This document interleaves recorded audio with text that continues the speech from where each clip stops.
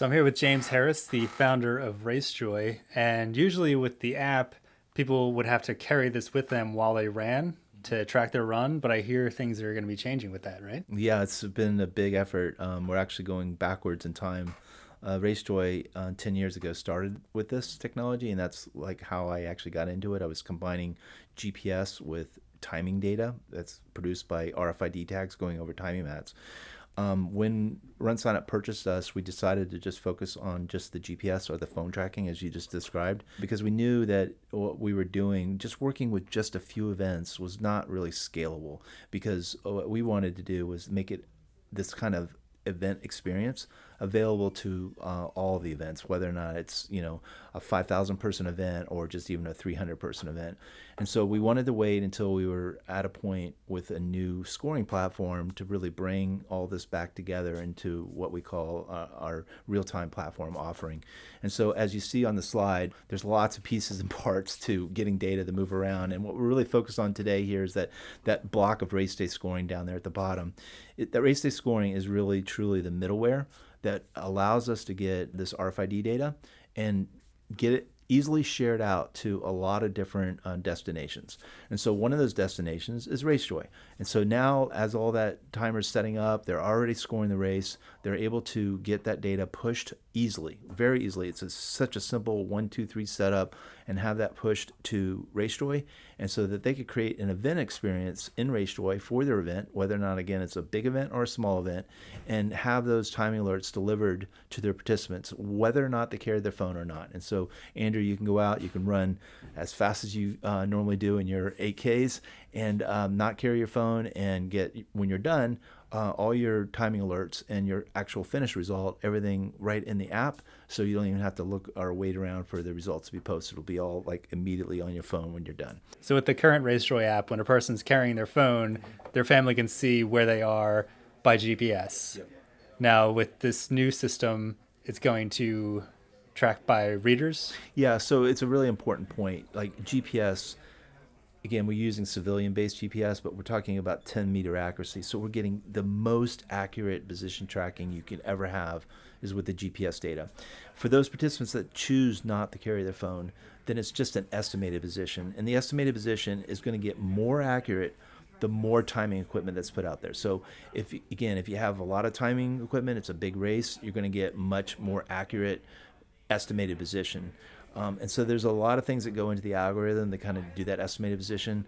One is how many timing point data points we have to help us figure out that pace. The other is what the participant reports as what they think their pace is going to be. And then there's some other secret sauce that I'm not going to really reveal in this video, but it really is important point that you're underlying, and that is if they don't carry their phone, then it's going to be shown as an estimated position, is our best guess of where they are in the course, whereas if they carry their phone, then that's going to be the most accurate position tracking.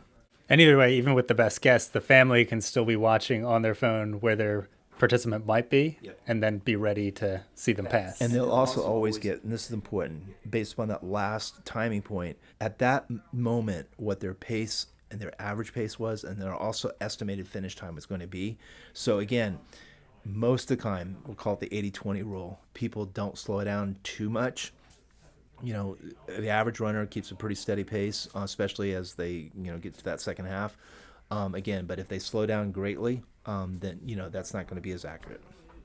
And so, yeah, this is what we call our RaceJoy timing integration. It works as part of this platform that we are continuing to build for EventDay, where we have RaceDay Scoring as a central element that helps us distribute that information, whether or not it's going to RaceJoy or to announcer displays or to even other types of display technologies or just to produce results. That's really our thing. Another thing I really want to underline here about this whole offering is that timers do not have to use RaceDay Scoring to score the race. So RaceDay Scoring could just literally be a middleware that's connecting to their timing equipment, just like their other scoring software is doing, and yet delivering real-time information to RaceJoy so that we can do those timing alerts for those participants and also those spectators that are following their loved ones without them having to carry their phone. And so that's a big endeavor that we've been going through this year, and we're rolling it out this summer.